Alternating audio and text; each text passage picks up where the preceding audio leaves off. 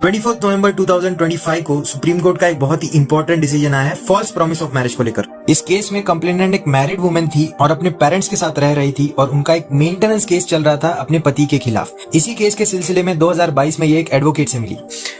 इन advocate के साथ उनकी बातचीत बढ़ती गई, रेगुलर व्हाट्सएप चैट्स और कॉल्स होने लगे। दोनों के बीच एक क्लोज रिलेशनशिप एस्टेब्लिश हो गया। फिर एडवोकेट साहब ने उन्हें किसी दिन प्रपोज कर दिया, कहा कि आप मुझसे शादी कर लीजिए। ये जो लेडी थी कंप्लेनेंट, उन्होंने शादी करने से मना कर दिया, कहा कि मैं ऑलरेडी मैरिड हूँ और वकील साहब से कहा कि आपकी माताजी ये रिलेशनशिप एक्सेप्ट नहीं करेंगी। फिर भी दोनों की ये मीटिंग्स चलती रही, फिजिकल रिलेशनशिप्स एस्टेब्लिश हुए। ये महिला 3 साल में 3 बार प्रेग्नेंट हुई और इन्होंने तीनों बार अबॉर्शन करवा लिया, प्रेगनेंसी टर्मिनेट करवा ली। ये रिलेशनशिप लॉन्ग टर्म था, 2022 से 2024 के एंड तक चला। फाइनली मई 2024 में 3 महीने बाद एफआईआर फाइल हुई सेक्शन 376, 376(2) और 507 आईपीसी। लेडी ने यहाँ पे एलिगेशंस लगाए कि वकील साहब ने फॉल्स प्रॉमिस ऑफ मैरिज का वादा करके मेरे साथ फिजिकल रिलेशनशिप एस्टेब्लिश किया और अभी शादी करने से मना कर रहे हैं।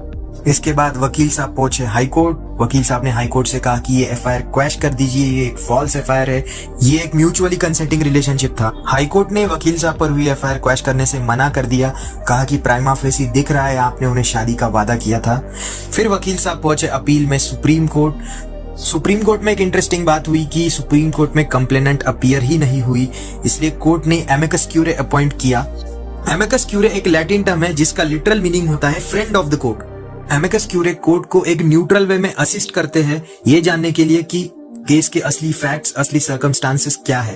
कोर्ट ने इस केस के पेक्यूलर फैक्ट्स को एग्जामिन करते हुए कहा कि फॉल्स प्रॉमिस ऑफ मैरिज तभी रेप बनता है जब प्रॉमिस शुरू से हो, फर्स्ट डे से ही दिया गया हो, प्रॉमिस बार बार रिपीट हुआ हो, प्रॉमिस गलत नियत से दिया गया हो और सिर्फ फिजिकल रिलेशंस के लिए दिया गया हो, और इसी प्रॉमिस के सोल बेसिस पर एक वुमेन ने, एक लेडी ने सेक्सुअल रिलेशंस एस्टेब्लिश किए हो और ऐसे रिलेशंस एस्टेब्लिश होने के बाद आदमी ने शादी करने से मना कर दिया हो और इस रिफ्यूजल का कोई क्लियर प्रूवेबल एविडेंस हो।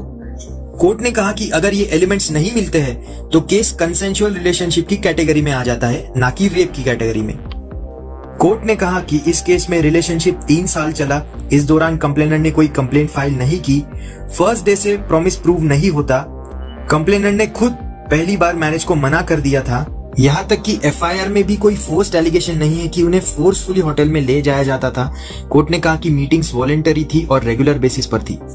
लास्टली कोर्ट ने कहा कि एफआईआर 3 महीने बाद फाइल हुई थी और इस केस में कोई मटेरियल फैक्ट नहीं मिल रहा था जो दिखा रहा था कि अक्यूज्ड का इंटेंशन शुरू से ही गलत था। कोर्ट ने अपनी जजमेंट में क्लियरली होल्ड किया कि ये एक कंसेंशुअल रिलेशनशिप था। क्रिमिनल केस कंटिन्यू करना अब्यूज ऑफ प्रोसेस